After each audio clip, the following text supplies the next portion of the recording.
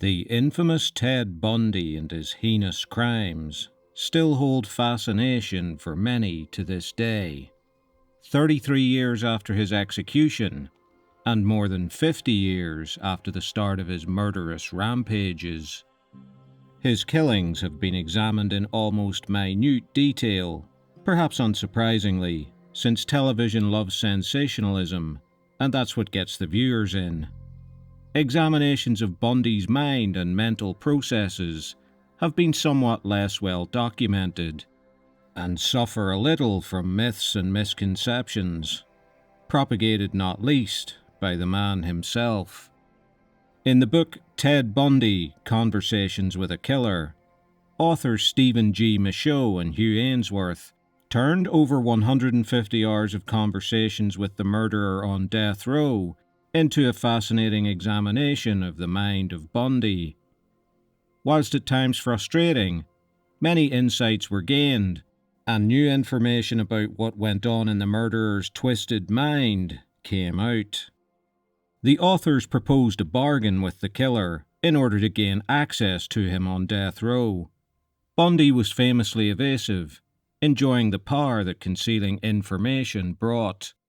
At the time, though, he was still protesting his innocence and was prepared to trade interviews in return for an investigation by the authors into what Bundy claimed was new evidence that would exonerate him.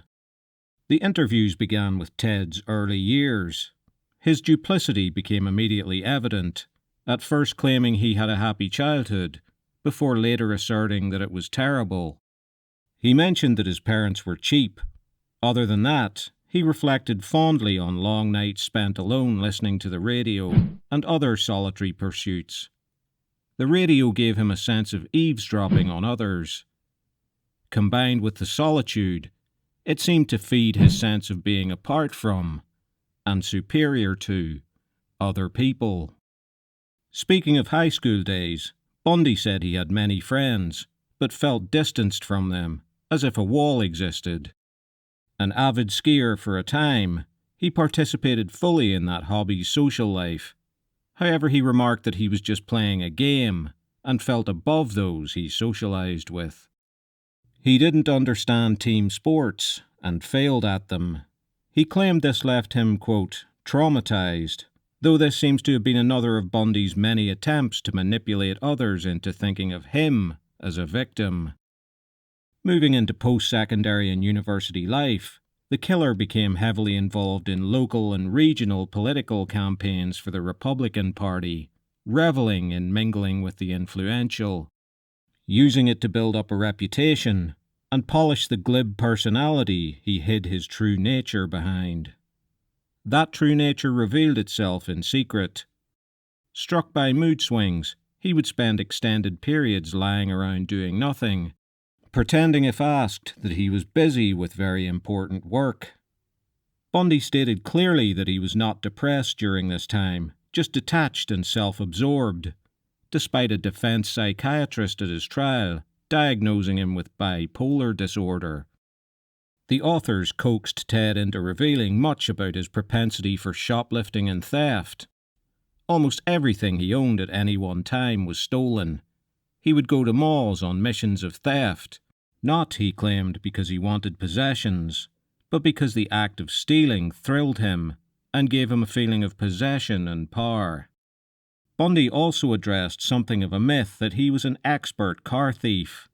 This had grown during his escapes and periods on the run, including his breakout from Glenwood Jail on New Year's Eve 1977, where he had been convicted of kidnapping and was awaiting trial for murder. He revealed that the cars he stole almost always had the keys left in them. Though this seems unbelievable these days, apparently it was common in the 1970s, especially in rural and low-crime areas. Car theft and periods on the lam gave him what he described as a manic high, although he experienced low periods on the run as well. After an initially productive period in the interview sessions, the authors began to become frustrated with Bundy's evasiveness. They had kept their part of the bargain, investigating his so-called exculpatory evidence and finding that it was totally without merit. They confronted Ted with the reality that he was guilty and asked him to come clean with details of the murders. The killer's responses were further evasions and rambling letters portraying himself as a victim who didn't get a fair trial. The authors decided to call off the interviews, leaving Bundy with a quandary. He never wanted to give up any details of the murders for legal and personal power reasons, but he also craved the attention the interviews gave. Both parties eventually settled on a compromise, where Bundy would refer to a third-person entity that was responsible for unspecified crimes, an entity that would seize control of him when he was drunk, forcing him into spontaneous and unplanned violence. It was a classic case of the sociopath disassociating himself from his actions. Bundy compared the deeds of this entity to hunting and fishing, using words like anticipation, excitement, and adventure to describe the feelings that it brought. As the authors pressed him for more detail, he claimed that the entity only killed as an act of self-preservation, conditioning out guilt and remorse with a them or me rationale. The authors further pressed him for proper details on his crimes, admissions that could bring some comfort to the family of his victims, most of whom only suspected Bundy was involved, but never had it confirmed. Here they met a brick wall. The entity conceit was as far as Bundy would ever go. Anytime questions arose about his involvement or responsibility, he would talk in riddles, or about possibilities, or theoretical situations. Dawning on him that he really wasn't going to cheat the electric chair, Bundy clung desperately to the last pieces of power and control that he had, and refused to give anything up. At this point, the interviews had reached their natural conclusion. The day before his execution, Bundy gave a final interview to a different journalist. On the eve of his death, he was still trying to evade responsibility. Realizing that it was by now ludicrous to claim innocence, he blamed pornography for the murders, ignoring the fact that many millions of other people viewed such material and never harmed anyone.